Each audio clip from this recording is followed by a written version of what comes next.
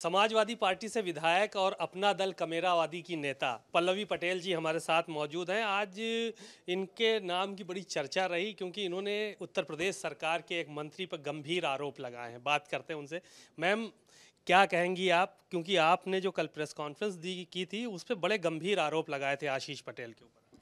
सिमाप जी, मैं थोड़ा सा एक करेक्शन कर दूं। सबसे पहली बात है कि मैंने जिस भारतीय जनता पार्टी की वर्तमान सरकार में घोटाले पर जो आरोप लगाया है वो सीधे सीधे सूबे के मुखिया माननीय योगी जी पे लगाया है। मेरा सवाल उनसे है कि वो सदन का आज पहला दिन है और जो मेरा उनके ऊपर आरोप है उस आरोप का जवाब आज वो सदन में आकर के दें। और मेरा आरोप ये है कि पॉलिटेक्निक विभाग में 250 जो लेक्चरर्स थे जिनका नियम विरुद्ध तरीके से 25-25 लाख रुपए प्रति व्यक्ति ले करके धन उगाही करके सीधे सीधे माननीय योगी जी के नाम पर धन उगाही करते हुए उनको नियम विरुद्ध पदोन्नति की गई है, जबकि नियम ये नहीं है। तो जब नियम ये नहीं है तो ये हुआ कैसे?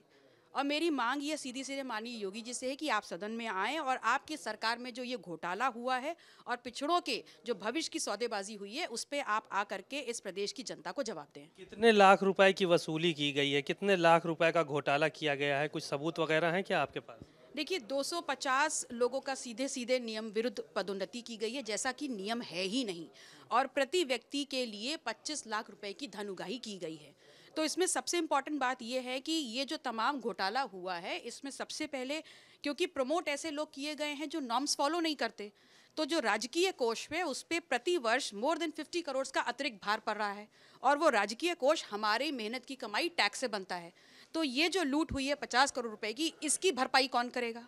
दूसरा, भारतीय जनता पार्टी की जो वर्तमान सरकार है जो अपने आप को कहती है कि हम संविधान से सरकार चला रहे हैं, उनके हर विभाग को देख लीजिए, संविधान के नियमावली की धज्जियां उड़ा रहे हैं। तो इस पे हमको उत्तर चाहिए।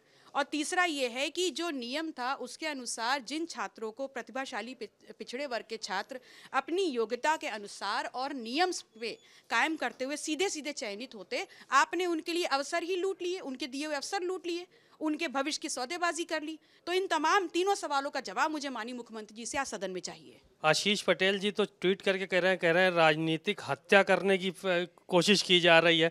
क्यों आखिर हत्या करना चाहती हैं, राजनीतिक हत्या उनकी?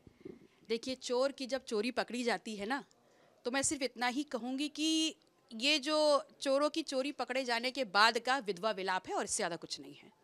आशीष पटेल तो सीबीआई के लिए भी कह रहे हैं कि हमारी जांच करा ली जाए, इस तरह के आरोप न लगाए जाएं हमारे ऊपर। शरीफ आदमी है, कुल मिला के कहने का मतलब ये है उनके। देखिए, सीबीआई कहाँ से बीच में आती है? मेरा सवाल माननीय योगी जी से है, मुझे जवाब माननीय योगी जी से चाहिए, और इसलिए चाहिए कि वो भी सूबे के मुखिया हैं और जो घोटाला हुआ है उसी विभाग के पॉलिटेक्निक, एडेड पॉलिटेक्निक गोरक्षपीठ के अंतर्गत भी चलते हैं, वहाँ पर इन नियमों की अनदेखी क्यों नहीं हुई है? तो क्या माननीय योगी जी जो सीएम है वो सिर्फ गोरक्षपीठ के हैं, उत्तर प्रदेश के नहीं हैं? बाकी पॉलिटेक्निक में आप लूट मचा दो, पिछड़ों के दम पे आपकी सरकार चल रही है और पिछड़ों के लिए जो राजकीय आपके सेवाओं के अवसर है उस पर आप लूट मार करते रहेंगे और आवाज़ नहीं उठेगी सदन में। तो आप सदन में इसको लेकर आवाज़ उठाएंगी? जी बिल्कुल, बिल्कुल आवाज़ उठाऊंगी, और जब तक मुझे जवाब नहीं मिल जाता तब तक मैं शांत नहीं होऊंगी। तो जांच की मांग करती हैं, खाली जवाब की मांग करती हैं मुख्यमंत्री से कि जवाब दे दे, बस काम खत्म, जांच ना हो उसकी? देखिए, माननीय योगी जी आकर के जवाब भी दें कि उनके रहते हुए ये घोटाला हुआ कैसे, उनके नाम पे पैसे की धन उगाही हुई कैसे, और इस बात को भी सुनिश्चित करें कि जो लोग भी इसमें शामिल हैं, ऊपर से नीचे या नीचे से ऊपर तक, उनको चिन्हित करते हुए उनके ऊपर आपराधिक मुकदमे चलाए जाएं ताकि ये नज़ीर बने आगे के लोगों के लिए। कितने करोड़ का घोटाला आप मान के चल रही हैं? 250 लोगों की पदोन्नति हुई है, प्रति व्यक्ति से 25 लाख रुपए लिए गए हैं, तो गुणा गणित आप खुद ही लगा लीजिए। शुक्रिया। पल्लवी पटेल आक्रामक हैं सरकार पर और साफ तौर पर इनका यही कहना है कि बड़ा घोटाला हुआ है, वो मुख्यमंत्री योगी आदित्यनाथ को इस पर जवाब देना चाहिए। कैमरामैन मेहदी हसन के साथ सीमा नकवी, भारत समाचार।